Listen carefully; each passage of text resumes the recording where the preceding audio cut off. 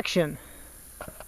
All right, we're gonna rake a little hay here today with this walk-behind tractor and hay rake. We've got a BCS 850. This is an old model tractor that we've gotten out of the mothballs, and we've got a 5-foot MOLON brand belt-type hay rake. The belt-type rakes are very popular in Europe due to their very compact design. They're PTO-driven, which means the power takeoff is actually driving this thing around, and these tines will turn very quickly once we start the thing up. But the belt-type rakes, since they have just a straight sideways action, they will not roll the hay into a rope like some rakes will that are staggered front to back, where that hay gets rolling along the ground and will actually twist up into a knot and act like a big rope. So this doesn't do that. Also, the grass stalks tend to get less crushed with a rake like this, so your forage is actually in better shape. First thing we're going to do is we're going to adjust our windrow device on the end here. Typically when transporting the rake from place to place, you would have this thing slid in like this. You can even slide it all the way in like that to get it through a narrower opening. But we can slide this thing out and flip this thing here over. And this becomes the stop. As the hay is discharged out this side of this rake, it'll stop right here to form a windrow. Typically angling it out works a little better. Right here we've got our height adjustment for the rake. All these notches here are where you would locate the stop. And then you drop the rake down, and if you pan back you can see as I raise this lever up and down, I'm actually jacking the entire rake off the ground. So you basically dictate how close to the ground you want by where you set this stop. You typically don't want the rake tines scratching the soil. If you're raising a bunch of dust while you're raking hay, you're really raking a bit too low. Just having the rake tines an inch or two off the ground is usually sufficient, because it'll pull the hay off the tops of the cut grass. I'm going to take a look here. It looks like I'm actually a little low, so I'll pull that back up a little bit. Like that. We'll make a pass there and we'll see what it looks like. This is a mounting or a support foot in the back for when the rake is disconnected with the tractor. This foot will support the weight of the tail end of the rake.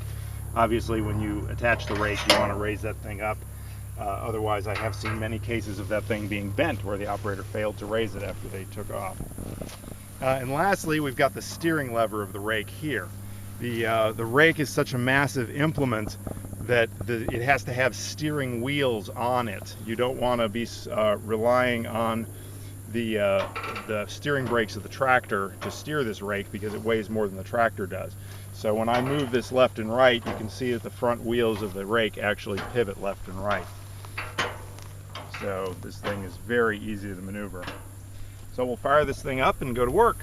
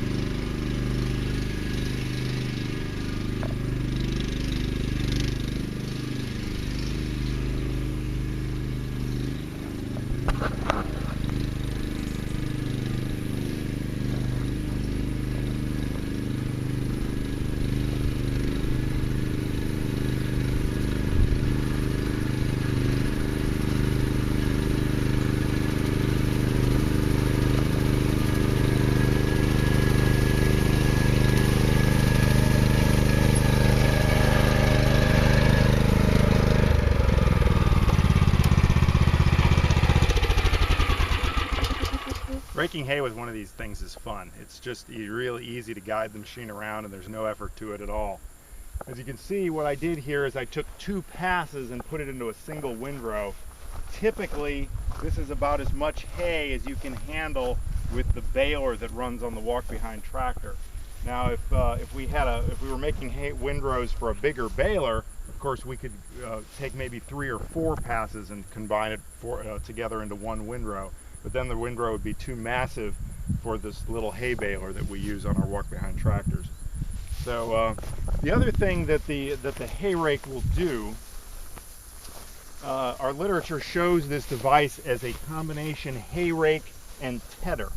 The tedder is a device that spreads the hay back out after you've formed it into a windrow, so you can dry it better. For example, if we formed it into a windrow today and weren't going to bale it until tomorrow and we got a little rain tonight, the hay would be wet. Well, it has to be spread back out to dry.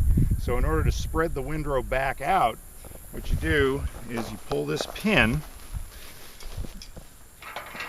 reposition it here.